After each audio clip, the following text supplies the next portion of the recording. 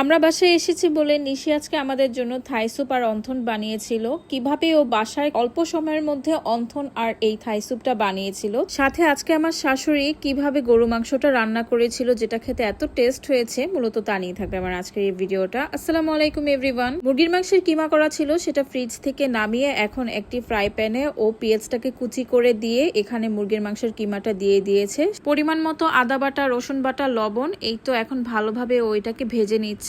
চিকেনের কালারটা যখন একটু ব্রাউনিশ হয়ে যাবে তখনই বুঝে নিতে হবে যে মাংসটা সিদ্ধ হয়ে এসেছে। মাংসটা সিদ্ধ হয়ে এসেছে, এখন এটাকে একটা পাত্রে আমরা উঠিয়ে নিয়েছি আর শীটগুলো রেডি হয়ে গিয়েছে। অন্যদিকে স্যুপের মাংসের জন্য মাংসগুলোকে কেটে ভালো মতো ধুয়ে নিয়েছিল। এখন একটা ফ্রাই প্যানে ও 3টা ডিমের কুসুমকে আলাদা করে জাস্ট কুসুমগুলোকে ও দিয়ে দিল। এখনো পরিমাণ মতো চিকেনটাকেও এখানে অ্যাড করে দিচ্ছে, সাথে ও মাঝারি টাইপের চিংড়িটাকেও অ্যাড করে দিচ্ছে। এখানে চাইলে বড় চিংড়িটাকেও আপনারা অ্যাড করতে পারবেন। চিংড়িটা কিন্তু এখানে খোসা ছাড়ানো হয়েছে। 2 টেবিল চামচ পরিমাণ এখানে চিনি অ্যাড করা হয়েছে, যেহেতু ও 7 জনের স্যুপ বানাচ্ছে। আর প্রয়োজন মতো লবণ এখানে অ্যাড করে দিল। সাথে সয়া সসও এখানে 2 টেবিল চামচ পরিমাণ দিয়ে দিচ্ছে।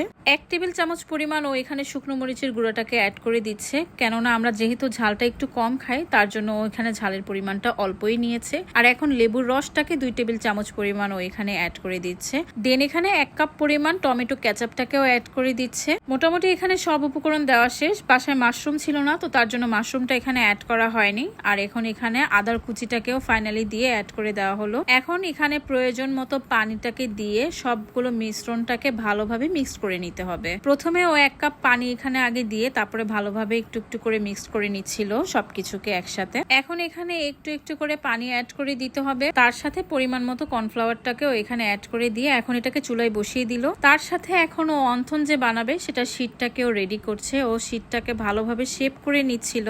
শেপ করে এখন এখানে চিকেনের যে ডোটাও রেডি করেছে সেটাকে ভালোভাবে শীটের মধ্যে দিয়ে এটাকে এখন জাস্ট শেপ করে দিতে হবে। আর ও এখন একটু একটু করে শেপ করে নিচ্ছিল। সবচেয়ে বড় কথা, ও কিন্তু ফার্স্ট টাইম আমাদের জন্য এই চিকেন অন্থনটা বানাচ্ছিল। আর এটা কিন্তু সবকিছু ও পারফেক্টলি বানাতে পেরেছে। যেই শীটটা ও বানিয়েছে এটাও একদম পারফেক্ট হয়েছে। আর যেই ভিতরের যে চিকেন ডোটা বলেন বা চিকেনের যে অন্থনটা, সবকিছু পারফেক্টলি হয়েছে। ফার্স্ট টাইমের আন্দাজে আমিও মনে হয় না এত ভালো বানাতে পারতাম, তবে ওরটা মাশাআল্লাহ ভালোই হয়েছে। আর ও আমাদের জন্য স্পেশালি এই জিনিসটা বানিয়েছে। একে একে করে ও প্রায় 8-9টার মতন অন্থন বানিয়ে ফেলেছিল সবার জন্য বাসার। মোটামুটি অন্থনগুলো বানানো হয়ে গিয়েছে প্রায়। আর আমি ওকে অত একটা শেপ করতে দেইনি, যেহেতু বাসায় বানাচ্ছে আর আমরা সবাই খাবো, তো খামাখা এত কষ্ট করে শেপ করে আর নষ্ট করার দরকার নেই শীটগুলোকে। তো তার জন্য বলেছি যেভাবে যা আছে ওভাবেই বানিয়ে ফেলো, এতে করে সময়টাও বাঁচবে। আর এগুলো তো আমরা বাসার সবাই খাবো, যখন সবাইকে নিয়ে খাবো তখন না হলে আমরা শেপ করে নিব না। তারপরেও প্রত্যেকটা জিনিস খুবই সুন্দর হয়েছে মাশাআল্লাহ। ওর এমনি রান্নাটাও মজা হয়। বাসায় থাই পাতা ছিল না, তো তার জন্য আমি এখানে লেবু পাতা অ্যাড করে দিচ্ছিলাম।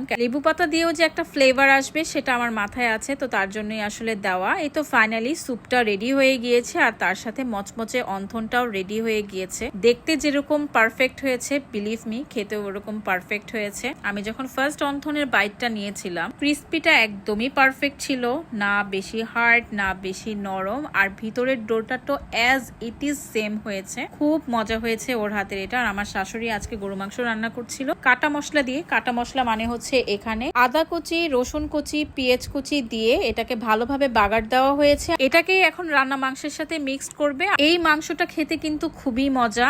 আমি যদি না খেতাম তাহলে বুঝতাম না, বিলিভ মি। আপনারা যারা বাসায় মাংস রান্না করেন তারা অবশ্যই এইভাবে একটু মাংসটা রান্না করে দেখবেন, খুবই মজা হয়। জাস্ট মাংসটা রান্নার পরে এভাবে বাগার দিয়ে দেখবেন, একটা অন্যরকমই সেন্ট আসে, একটা অন্যরকমই স্মেল আসে, একটা ফ্লেভার আসে। আর খেতে কিন্তু খুবই দারুণ লাগে। যাই হোক, আমার তো আজকের দিনটা খুব ভালো গিয়েছে আলহামদুলিল্লাহ। আল্লাহর কাছে অনেক অনেক শুকরিয়া। তো ভিডিওটাও আমি এখানে শেষ করে দিচ্ছি। ভিডিওটা ভালো লাগলে অবশ্যই আমার পেজটাকে লাইক, ফলো এন্ড শেয়ার করতে ভুলবেন না। আপনাদের সাথে দেখা হবে আমার নেক্সট ব্লগে। অবশ্যই আমাকে কমেন্ট করে জানাবেন যে আমার ভিডিওটা আপনাদের কাছে কেমন লেগেছে। আল্লাহ হাফিজ এভরিওয়ান।